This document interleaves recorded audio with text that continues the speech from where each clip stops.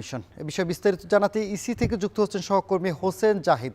জাহিদ, জানাবেন যে আপিল বিভাগের সিদ্ধান্তই নেওয়ার কথা জানিয়েছেন ইসি। এদিকে শেষ দিনে কয়টি আপিল আবেদন করেছেন প্রার্থীরা?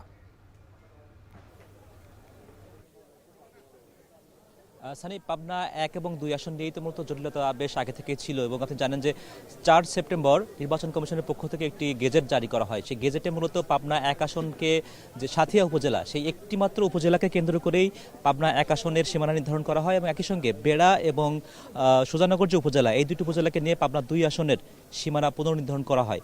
যদিও সেই সিদ্ধান্তের প্রতিবাদে আবারও কিন্তু হাইকোর্টে রিট করা হয় এবং সেই রিটের পরিবর্তে হাইকোর্ট কিন্তু ভিন্ন একটি মত দেন ইসি নির্বাচন কমিশনের যে সিদ্ধান্ত ছিল তার বিপক্ষে।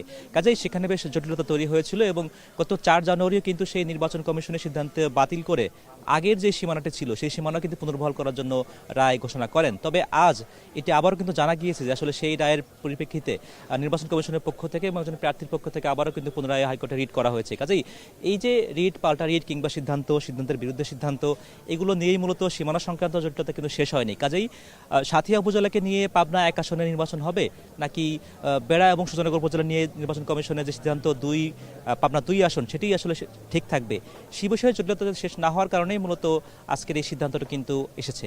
একই সঙ্গে যেহেতু আজ একই সঙ্গে যে মনোনয়ন গ্রহণ এবং বাতিল, এর বিপক্ষে এবং পক্ষে যে আপিল গ্রহণ সেটিও কিন্তু আজকে চলছে এবং আজকে যেহেতু এখন একটু আগে শুরু হলো, গতকালকে পর্যন্ত 469টি আবেদন কিন্তু জমা পড়েছিল এবং নির্বাচন কমিশনে এখানে মোট 10টি বুথ, এটি অঞ্চলভিত্তিক বুথ করা হয়েছে। এখানে মূলত এসে প্রার্থীরা কিংবা প্রার্থীর পক্ষে তারা কিন্তু এখানে আপিল জমা দিচ্ছেন এবং আজ যেহেতু কার্যক্রম শুরু হলো, আমরা কালকের খবরটাই আবারও উল্লেখ করতে চাই যে আসলে দিনভর যেমন চলবে, গতকালকেও কিন্তু সর্বোচ্চ সংখ্যক এই আপিল কিন্তু জমা পড়েছিল এবং সেখানে মনোনয়ন বাতিলের বিপক্ষে যেমন এখানে আপিল জমা পড়েছিল, একই সঙ্গে মনোনয়ন যে গ্রহণ হয়েছে তার বিপক্ষেও কিন্তু সেই আপিল জমা পড়েছিল। তবে আমরা আজকের দিনে কার্যক্রম হয়তো আরো কিছুক্ষণ পরে জানতে পারবো। আপাতত এটুকুই খবর যে পাবনা 1 এবং 2 নিয়ে নির্বাচন কমিশন যে সিদ্ধান্তটি গ্রহণ করেছিল সেটি আদালতের রায়ে আপাতত নির্বাচনটি স্থগিত থাকছে। সানি, প্রার্থীদের আপিল আবেদনের শেষ দিনে নির্বাচন কমিশনে ভিড় করছেন আসন্ন সংসদীয় আসনের সম্ভাব্য প্রার্থী।